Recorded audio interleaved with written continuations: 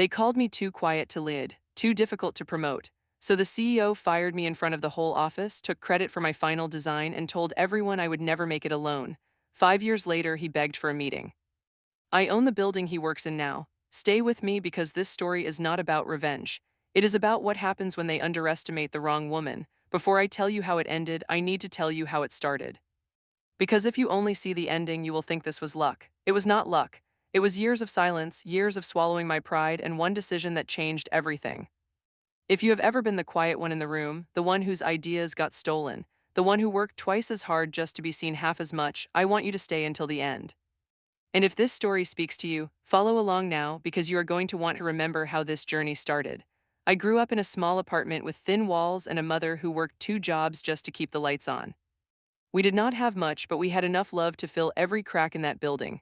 I used to sit on the kitchen floor with a pencil and a flattened grocery bag drawing houses, not just any houses. Houses with big windows and open rooms and staircases that curved like rivers. My mother used to laugh and ask why I always drew houses we could never afford. I told her one day I would not just draw them, I would build them. Nobody in my family had ever gone into architecture. Nobody even knew what that word meant when I first said it out loud at 12 years old. But I held onto that dream the way you hold onto something when it is the only thing that makes sense in a world that does not make sense. I studied harder than anyone I knew. I stayed up nights sketching buildings that did not exist yet. I got into a program that most people from my neighborhood never even applied to, and I fought for every single credit, every internship, every unpaid opportunity that others could afford to take because their parents were paying their rent. Mine were not. I paid my own way and I did it quietly because that is who I was. Quiet, focused, never asking for attention, just doing the work and trusting the work would speak for itself. When I finally landed a position at one of the top architecture firms in the city, I thought I had made it. I remember walking into that building for the first time, looking up at the glass ceilings and the marble floors and thinking, this is it. This is where I belong. I did not know yet that belonging and being valued are two very different things. At first, everything felt exciting. I was given small projects, then bigger ones. I worked long hours not because I had to, but because I loved it. I loved watching a blank page turn into a structure that would stand for 100 years. I loved solving problems nobody else could solve, and I was good. I do not say that with arrogance. I say it because it is true, and because for a long time, being good was not enough. I started noticing a pattern early on, but I told myself I was imagining it. In meetings, I would present an idea and get a polite nod, maybe silence. 10 minutes later, a colleague would repeat almost the exact same idea, word for word, and suddenly the whole room would light up. Brilliant, they would say, genius. I would sit there watching my own thoughts get praised coming out of someone else's mouth, and I would tell myself it did not matter as long as the work got done right. But it kept happening, again and again. My designs got used in pitches I was never invited to present. My solutions solved problems in meetings I was not even asked to join. And when it came time for promotions, I was passed over every single time. The reason was always some version of the same sentence. She is talented, but she is quiet. She does not seem ready for leadership. She needs to work on being more visible. Nobody ever seemed to notice that the reason I was not visible was because every time I opened my mouth, someone else took what I said and made it theirs. The CEO of the company was the kind of man everyone loved in public and feared in private. He had this charm that filled a room, a way of making you feel important right before he made you feel small. He would walk past my desk and comment on how quiet I was, how he liked employees who kept their heads down, and then walk straight into a meeting and praise someone else for an idea I had written up in a memo 3 days earlier. I told myself this was just how the industry worked. I told myself if I kept my head down long enough, eventually the work would be undeniable. And then came the project that would change everything. The firm had been chosen to design what would become the most talked about building the city had seen in a decade. It was going to be the anchor project of my entire career, the one thing that could finally prove without question what I was capable of. I threw everything I had into it, months of research, nights where I fell asleep at my desk with a pencil still in my hand. I redesigned the structure 4 times until it was not just functional, it was beautiful. It solved problems the client did not even know they had. When I finally presented the final concept internally, even the people who usually ignored me went quiet, and not the dismissive kind of quiet. The kind of quiet that only happens when people are witnessing something they know is special. The project was approved, construction moved forward, the building went up exactly as I had designed it, every curve, every window, every detail, and when it was finished, it made headlines. Architecture magazines wrote about it, investors praised it, the client called it a masterpiece. It was, without exaggeration, the proudest moment of my professional life. Then came the launch event. I remember standing near the back of the room in a dress I had bought specifically for that night, because for once I let myself believe I deserved to be seen. The CEO stood at the podium under bright lights, in front of cameras, clients, city officials, press. He talked about vision, he talked about leadership, he talked about how proud he was of what his firm had built, and then he said the words that I will never forget as long as I live. He said, "This project represents years of my personal dedication to design excellence." My name was never mentioned, not once. Not in the speech, not in the press release, not in a single interview afterward. The building that came from my mind, my hands, my sleepless nights was being celebrated as his vision. I stood there in that crowded room, surrounded by applause, and I have never felt more invisible in my life. I did not make a scene that night, that was not who I was. But the next week I asked for a private meeting. I was calm, I was professional. I simply asked that my contribution be acknowledged, even quietly, even just internally. I was not asking for the world. I was asking to exist in the story of something I built with my own hands. He looked at me from across his desk, and his tone changed instantly. He told me that in this industry, credit belongs to leadership, not individual contributors. He told me I should be grateful for the opportunity. And when I calmly explained that acknowledgement was not about gratitude, it was about respect, his face hardened in a way I had never seen before. He called me ungrateful, he called me difficult, and 2 days later, in front of the entire office during a team meeting, he terminated my position, claiming performance issues that had never once been mentioned to me before that moment. I remember packing my desk into a small cardboard box while people who I had trained, people whose work I had helped shape, looked away, too afraid to say a single word in my defense. I walked out of that building past the reception desk, past the lobby with the marble floors I once thought represented everything I had worked for, and I stepped outside into the cold with a box of 5 years of my life in my arms, and nobody said goodbye. The weeks that followed were some of the darkest of my life. I could not sleep, I could not eat properly. I would lie awake replaying that meeting over and over, wondering what I could have done differently, wondering if maybe I really was too quiet, too difficult, not leadership material like they said. Rejection has a way of making you question every single thing about yourself, even the things you knew were true a month before.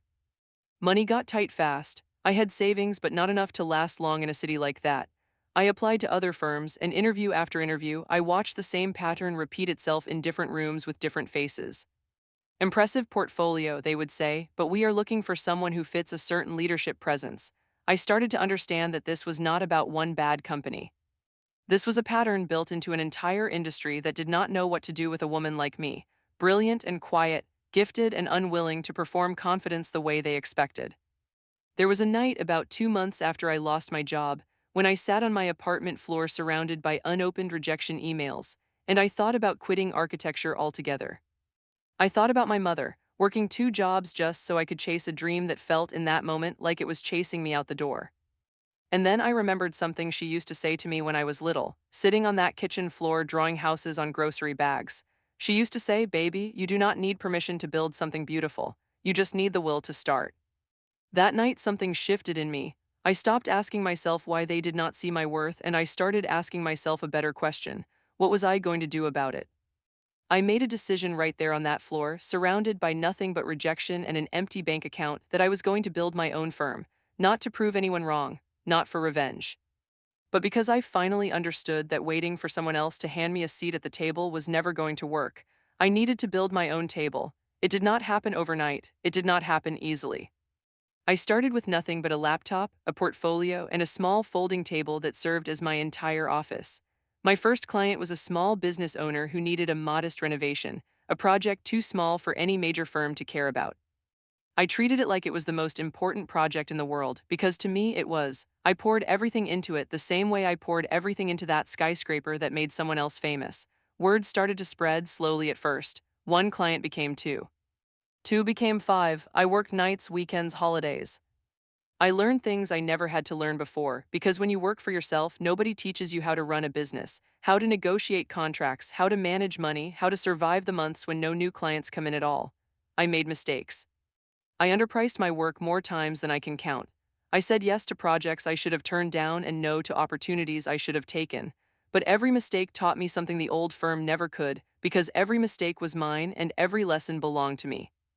2 years in, I landed a project that changed everything, a mid-sized commercial building in a different city, far away from the shadow of my old firm. The client took a chance on a small studio with a big vision, and I did not waste it. I designed something that did not just meet expectations, it redefined what people expected from a building that size. It got noticed, not by shouting, not by chasing headlines, but the same way my work had always spoken, quietly, until it became impossible to ignore. From there, things began to move faster than I ever imagined. More clients, bigger projects. My name started appearing in industry publications, not as a footnote this time, but as the lead. I hired my first employee, then my second, then a full team. I built a studio culture rooted in everything I never received in that first job: respect, acknowledgement, and the simple decency of giving people credit for their own ideas. Meanwhile, back at the firm that fired me, things were not going quite so well. I heard through old contacts, through industry gossip that travels faster than anyone expects, that the quality of their projects had noticeably declined. Clients who once praised their work started quietly taking their business elsewhere. Turns out, when you build a career on taking credit instead of building talent, eventually the talent runs out and there is nothing left to steal. 5 years after I walked out of that building with a cardboard box in my arms, my studio was hired to lead the redevelopment of a major commercial property downtown, a property that, as it turned out, housed several tenants, including a struggling architecture firm looking to renegotiate their lease terms with the new ownership. My studio, my ownership. I remember the day the meeting was scheduled. I did not plan this moment. I did not orchestrate some grand act of revenge. Life simply arranged it this way, the way it sometimes does when you stop chasing outcomes and start focusing on building something real. I walked into that conference room, and across the table sat the same man who once told me I was not leadership material, the same man who fired me in front of a room full of people too afraid to speak up for me. He did not recognize me at first, not really, not until I spoke. And when he did, I watched something shift across his face, something between shock and disbelief and the slow, sinking realization of exactly who was sitting across from him now, holding all the leverage in a negotiation he desperately needed to win. I did not raise my voice. I did not bring up the past. I did not need to. I simply reviewed the terms of the lease calmly, professionally, the same way I had asked for acknowledgement 5 years earlier, in that very same tone. And when he asked, almost involuntarily, how I had built all of this, I gave him the only answer that mattered. I told him I built it the same way I built everything at his company, quietly and without permission. I did not gloat. I did not need to remind him of what he said that day in front of everyone. His face already knew. His company's declining reputation already knew. The empty seats at his own launch events already knew. Some lessons do not need to be spoken out loud. They simply arrive, fully formed, the moment truth finally catches up to the people who ignored it for too long. Looking back now, I understand something I could not see back then, sitting in that dark apartment surrounded by rejection emails. Being quiet was never my weakness. It was simply misunderstood by people who confused volume with value. I did not need to be the loudest voice in the room to be the most important one. I just needed to stop waiting for a room that was never going to make space for me and build my own room instead. If there is one thing I want you to take from this story, it is this. If they have made you feel small, if they have taken credit for your work, if they have called you difficult simply for asking to be respected, do not let their voice become the loudest one in your head. Your quiet does not mean weak. Your patience does not mean surrender. Somewhere out there, there is a version of your life still waiting to be built, and you do not need anyone's permission to start building it. If this story meant something to you, I want to hear from you. Tell me in the comments, has anyone ever underestimated you, taken credit for something that was yours, made you feel like you were not enough? Let us talk about it, because I promise you, you are not alone in this. And if you want to walk through more stories like this one with me, stories about quiet strength, about people who were counted out and came back stronger than anyone expected, follow along, because this is only the beginning. Your empire is still being built. Do not stop now.